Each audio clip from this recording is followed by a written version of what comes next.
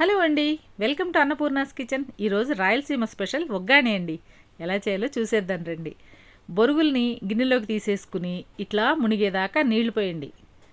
బొరుగులు మునగవండి, ఎన్ని నీళ్లు పోసినా అలా పైకి తేలుతూనే ఉంటాయి. అందుకని మనమే బొరుగుల్ని ముంచేయాలి.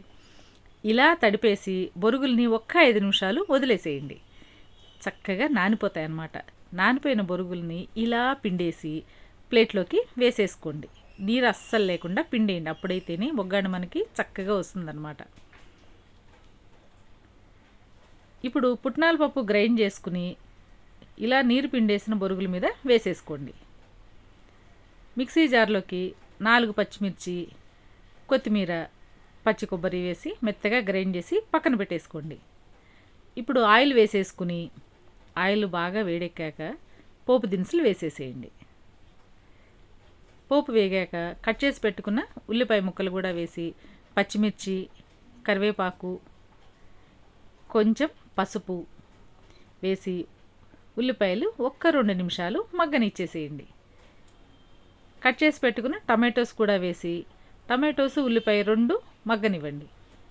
ఇప్పుడు మనం గ్రైండ్ చేసి పెట్టుకున్న కొబ్బరి, కొత్తిమీర ఉన్నాయి కదా, అది కూడా వేసేసి చక్కగా కలిపేసి ఒక్క 5 నిమిషాలు మూత పెట్టి మగ్గనిచ్చేసేయండి. అంత మగ్గాక మనం పుట్నాల పొడి బొరుగుల్లో కలిపేసుకుని అదంతా తీసుకొచ్చి పోపులోకి వేసేసేయండి. బొరుగులు వేసేసాక మొత్తం ఒక్కసారి చక్కగా కలిపేయండి. ఇది రాయలసీమ వాళ్ళ స్పెషల్ అండి. పెళ్ళిళ్ళలో తప్పకుండా ఈ టిఫిన్ లేకుండా ఉండదన్నమాట. రాయలసీమలో ఏ హోటల్కి వెళ్ళినా కూడా స్పెషల్ ఒగ్గాని మిర్చి బజ్జీ. రుచికి తగినంత ఉప్పు వేసేసుకుని కలిపేసుకోవటమేనండి. ఇంతేనండి, సింపుల్ రెసిపీ. చివరగా నిమ్మకాయ పిండేసుకుని కొత్తిమీర కూడా వేసేస్తే మనకి ఒగ్గాని రెడీ అయిపోయింది. నా రెసిపీ మీకు నచ్చిందా?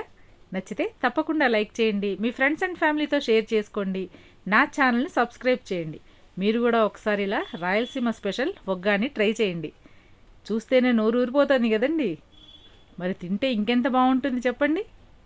మీరు కూడా ట్రై చేస్తారు కదా. మీరు కూడా ట్రై చేసి ఎలా వచ్చిందో కమెంట్ సెక్షన్లో కమెంట్ పెట్టండి. ఒగ్గానికి కాంబినేషన్ మిర్చి బజ్జీ అండి.